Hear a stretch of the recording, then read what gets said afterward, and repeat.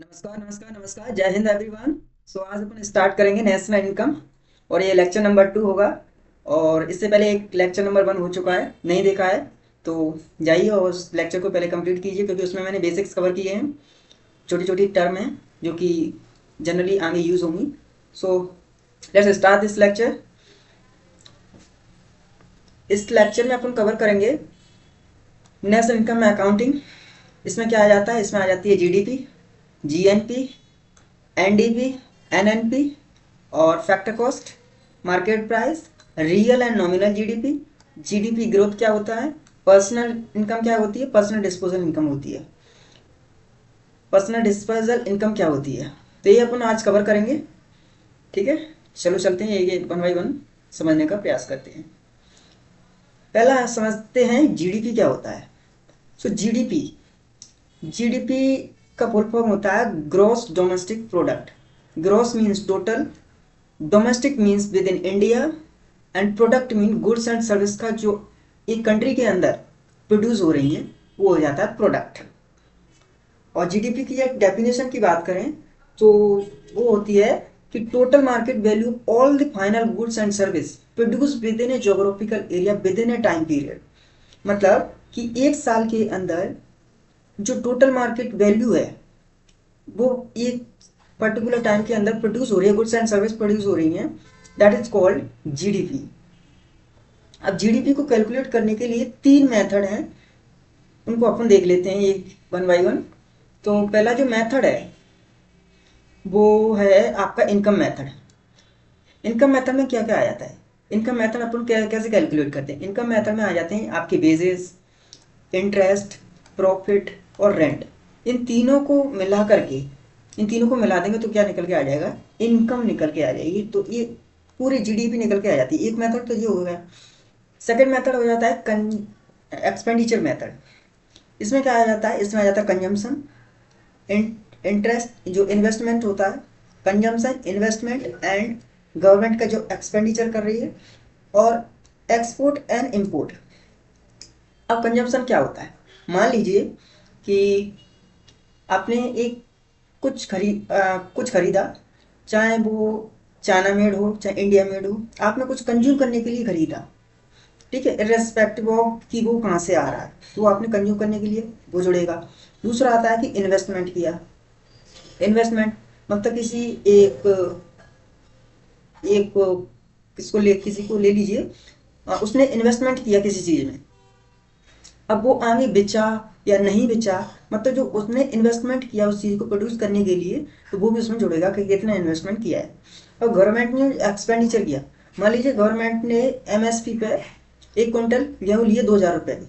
अब जो गवर्नमेंट ने जो एक्सपेंडिचर किया और किसानों को जो इनकम मिली, वो भी क्या है, एक काइंड ऑफ क्या है, एक्सपेंडिचर ही है गवर्नमेंट की तरफ से। और जो एक्सपोर्ट और इम्पोर्ट मतलब नेट एक्सपोर्ट कितना है, कितने चीज़ें अपन ने मंगाई और कितनी एक्सपोर्ट की, उसका नेट एक्सपोर्ट निकाल के उन क्या निकालते हैं, एक्सपेंडिचर मेथड निकाल लेते हैं। I hope you understand. और one more thing here, we don't use goods mean use goods, जो कि क्या बोलते हैं उसको, अरे यूज गुड्स होती है ना, जो कि चली चला हुआ माल, मतलब सेकेंड हैंड माल, उसको यूज यदि वो बेच रहा है तो वो जीडीपी में काउंट नहीं होगा। ट्रांसफर पेमेंट भी काउंट नहीं होते हैं।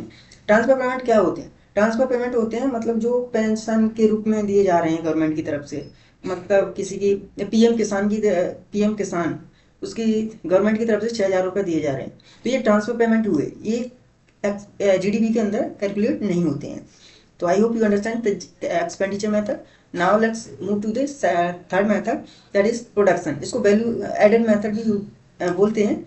ये न्यू एडेड हुआ था और इसी के बेस पर जो एनएसओ है, नेशनल स्टैटिस्टिक्स ऑफिस, ये कैलकुलेट करती है इंडिया की जीडीपी। इसी के बेस पे इसमें क्या होता है, इसमें होता है टोटल वैल्यू ऑफ सेल और माइनस इंटरमीडिएट गुड कितनी है। तो उनका होता है कि टोटल वैल्यू वैल्यू मान लीजिए कि 1,000 करोड़ थी, 1,000 CR, उसमें इंटरमीडिएट गुड्स का जो यूज हुआ है मान लीजिए 300 करोड़ था, 300 CR था, कितना बचा, 700। 700 CR बचा। तो जी क्या निकल आया, ये वैल्यू एडेड मेथड से ये आपकी जीडीपी निकल आई। ठीक है, तो ये तीनों मेथड हो गए और इसमें किसी को डाउट तो नहीं होगा ना, मेरे ख्याल से मैंने सही समझा दिया है वैसे। चलो आते हैं नेक्स्ट, कोई डाउट हो तो आगे पूछ लेना, मैं समझा दूंगा किसी और दिन। उसके बाद नेट डोमेस्टिक प्रोडक्ट क्या होता है। नेट डोमेस्टिक प्रोडक्ट में क्या आ जाता है, मान लीजिए अपनी जो जीडीपी है, जीडीपी अपन ने निकाल ली और उसमें जो डेप्रिसिएशन होता है, मतलब साल दर साल जो चीज़ों की वैल्यू कम हो रही है। आप मोबाइल खरीदते हो, कार खरीदते हो, आप जिस समय लेते हो उसकी वैल्यू क्या एक साल के बाद उतनी रहती, घट जाती है। तो डेप्रिसिएशन उनको क्या कर देते हैं अपन, माइनस कर देते हैं। यही चीज़ होती है डेप्रिसिएशन, जो साल दर साल चीज़ों की वैल्यू कम हो रही है, तो इसी को निकाल लेते हैं। इसी को क्या बोलते हैं, डेप्रिसिएशन करके क्या निकल के आता है, नेट डोमेस्टिक प्रोडक्ट निकल के आता है। तो यही होता है नेट डोमेस्टिक प्रोडक्ट। आगे चलते हैं और समझते हैं कि नेट ग्रॉस नेशनल प्रोडक्ट क्या होता है। ग्रॉस नेशनल प्रोडक्ट वो प्रोडक्ट होते हैं जैसे कि अब सिटीजन है, इंडिया का सिटीजन है, वो इर्रेस्पेक्टिव ऑफ कि वो कहाँ से ला रहा है, मनी कहाँ से इंडिया में ला रहा है, लोकेशन मैटर नहीं करती है, वो पैसा कहाँ से ला रहा है, वो इस नेशनल इनकम में इंक्लूड होता है। ठीक है, लोकेशन नहीं दी। जीडीपी में क्या देखा है कि विद इन कंट्री के अंदर होना चाहिए प्रोडक्शन, गुड्स एंड सर्विस का प्रोडक्शन जीडीपी के अंदर क्या होता है कि कंट्री के अंदर ही होना चाहिए एक साल के अंदर। नेशनल इनकम में क्या होता है कि कंट्री के बाहर भी चलेगा, कि लोग हों कंट्री के बाहर से जो पैसा कमा रहे हैं वो नेशनल इनकम में इंक्लूड होगा। ठीक है, तो ये होता है। और नेशनल इनकम में ग्रोस नेशनल प्रोडक्ट में GDP minus net factor income from abroad. अब इसमें से क्या होता है कि net factor income from abroad ये क्या होता है, इसमें ये होता है कि अपने बहुत से लोग हैं जो कि इंडिया के बाहर से पैसा भेजते हैं और इंडिया से ले भी जाते हैं, बाहर से भेजते हैं रेमिटेंस के रूप में, इंडिया से ले भी जाते हैं। ठीक है, ये मान लीजिए कि विराट कोहली है और अनुष्का शर्मा है, तो उसने वहाँ कुछ कोई फैक्ट्री खोली या कुछ भी बनाया, तो वहाँ से जो भेजेगा और इंडिया से जो बाहर जो ले जाएगा, वहाँ से रेमिटेंस है। अब उसने तो वहाँ की नागरिकता ले ली है, बाई चांस उसकी फैमिली है यहाँ पर, तो उसको भेजेगा, तो वो नेशनल इनकम और माइनस जो इंडिया से बाहर से ले जा रहा है, इंडिया से ले जा रहा है, तो वो इसमें क्या हो जाएगी, net factor income from abroad, net निकल के आ जाएगा। Net factor income from abroad, जो आ रहा है और जा रहा है उसका नेट कितना निकल रहा है, ये होती है नेट क्या है, ग्रॉस नेशनल प्रोडक्ट। मेरे ख्याल से समझ में आ गया होगा, या टेक्निकल तो नहीं है। ठीक है, GDP minus net factor income from abroad, और ये क्या होता है, नेट रिसीव्ड और माइनस नेट आउटफ्लो कितना हो रहा है। ठीक है, आगे देख लेते हैं नेट नेशनल प्रोडक्ट क्या होता है। नेट नेशनल प्रोडक्ट होता है कि आपने जो जीएनपी था उसमें से डेप्रिसिएशन कर दी।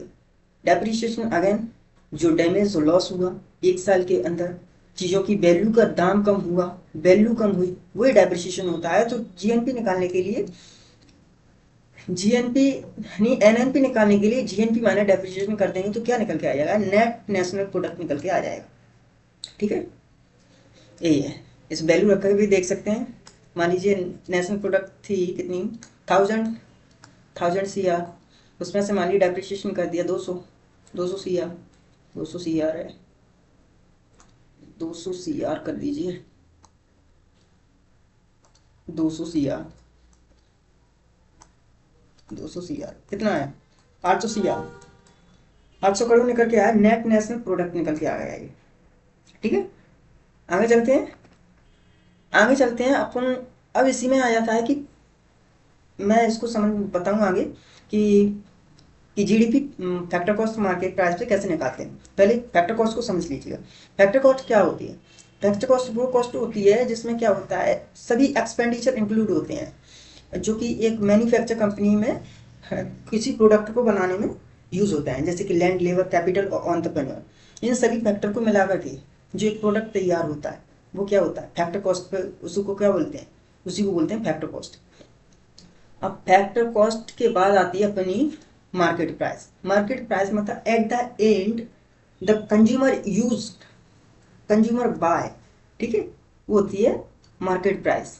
जैसे कि अपन दुकान पे से लेने जाते हैं तो अपन उसको यूज करने कंज्यूमर है अपन, तो डायरेक्ट अपनी जो ले रहे हैं at the rate of that price, तो that is called market price. ठीक है, अपन जो प्रोड्यूस करते हैं। अब मार्केट प्राइस की एक फॉर्मूला होता है, इसको आप रट लीजिएगा।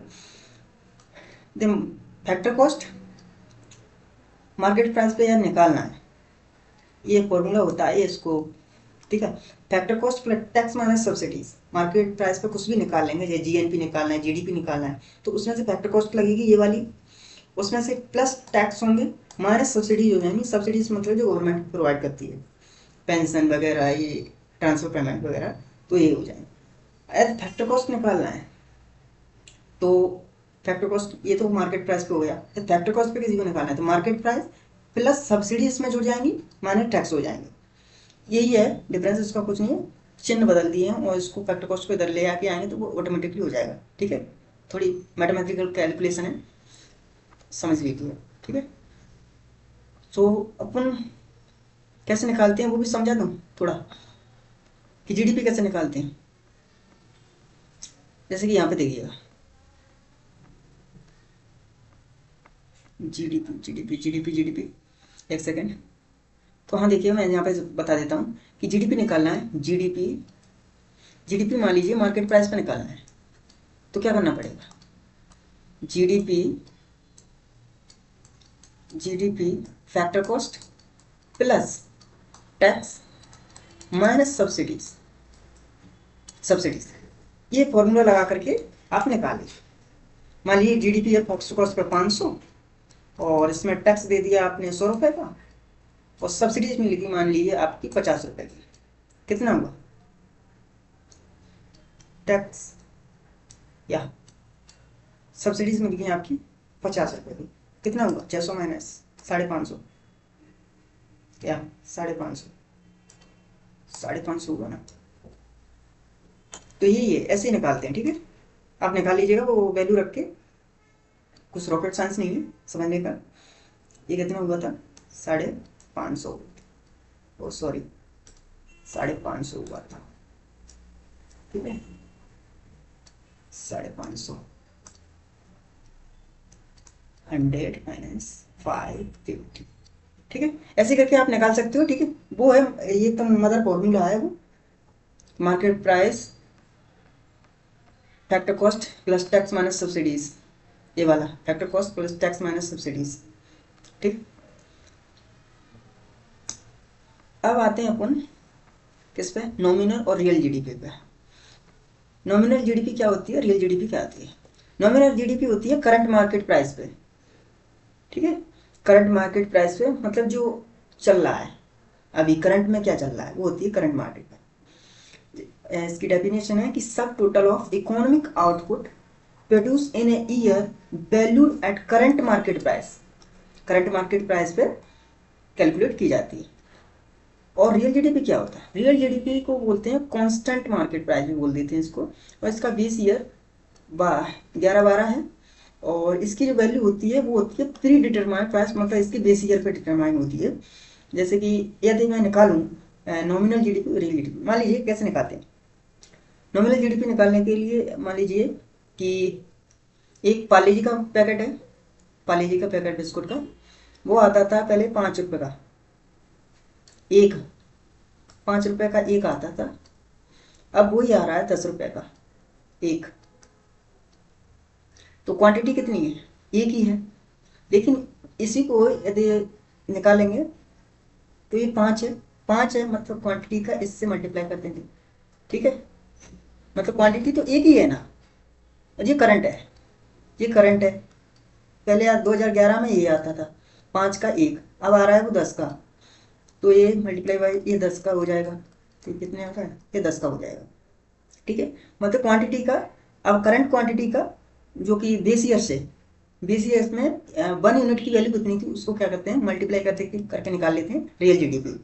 ठीक है, और करंट का होता है, करंट का जो यूनिट होती है उसको मल्टीप्लाई करके करंट की जो क्वांटिटी है, जैसे एक क्वांटिटी है और करंट की जो प्राइस है वो 10 हो गई है, तो क्या निकल के आया, 10 निकल के आया। ये आपकी रियल जीडीपी है, रियल जीडीपी निकल के आई, ये आपकी नॉमिनल जीडीपी निकल के आई।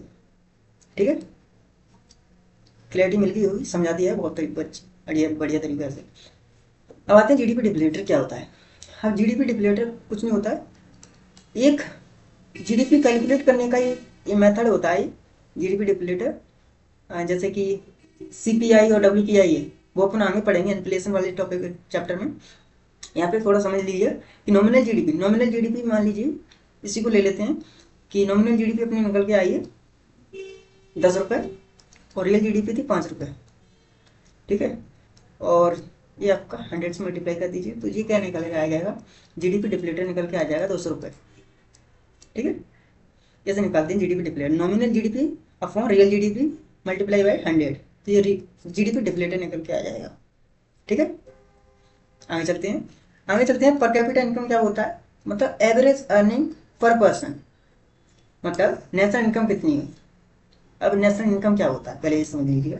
नेशनल इनकम होती है कि कंट्री के अंदर जो इनकम प्रोड्यूस हो रही है, मान लीजिए जैसे कि बेस बेस रेंट, प्रॉफिट,